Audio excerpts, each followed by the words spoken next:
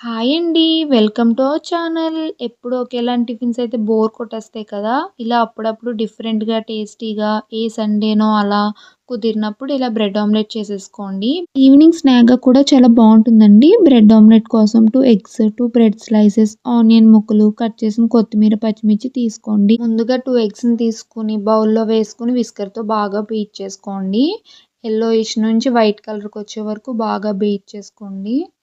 చూడండి బాగా బీట్ చేయాలి చూపించిన విధంగా. బీట్ చేసిన తర్వాత అందులో కొద్దిగా పసుపు, మిరియాల పొడి, ఒక స్పూన్ కారం అండ్ ఒక స్పూన్ ఫైనల్‌గా టేస్ట్‌కి సరిపడా సాల్ట్ వేసుకొని విస్కర్‌తో ఇంకొకసారి బాగా బీట్ చేసుకోవాలి. మనం వేసిన ఉప్పు, కారాలు, పెప్పర్ పౌడర్ ఎగ్‌లో బాగా మిక్స్ అయ్యి ఇంకా టేస్టీగా ఉంటుంది. అంతేకాకుండా ఆమ్లెట్ కూడా కొంచెం ఫ్లఫీగా వస్తుంది. ఇలా బీట్ చేసుకోవడం అయిపోయాక మనం కట్ చేసి పక్కన పెట్టుకున్న పచ్చిమిర్చి ముక్కలు, కొత్తిమీర, ఇక్కడ ఆనియన్ పీసెస్ వేస్తున్నాను. నేనైతే కొంచెం ఎక్స్ట్రా కట్ చేసుకున్నాను కాబట్టి కొన్ని పక్కన పెట్టుకున్నాను. ఇక్కడ మీరు కావాలితే టమాటో కూడా వాడుకోవచ్చు చిన్న చిన్న పీసుల కింద చేసుకొని. మీరు చిన్న పిల్లలకు వేసేటట్టయితే పచ్చిమిర్చి ముక్కలు తీసేసి కొంచెం కారం ఎక్స్ట్రా వేసుకోండి.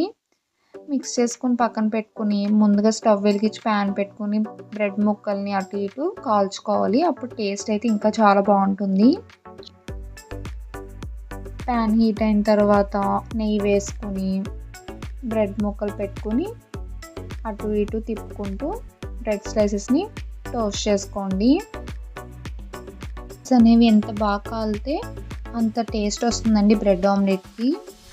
ఇలా వారానికి ఒకసారి ఎమ్మీగా ఇంట్లో చేసి పెట్టండి. బయట ఫుడ్ కన్నా ఇంట్లో చేసిన చాలా ఆరోగ్యం కూడా. అంతేకాకుండా మనం ఇంట్లో వాడే ఇంగ్రీడియంట్స్ మనం చేసుకున్నవండి. బయట వాళ్ళు ఏమేస్తారో మనకు తెలియదు కదా!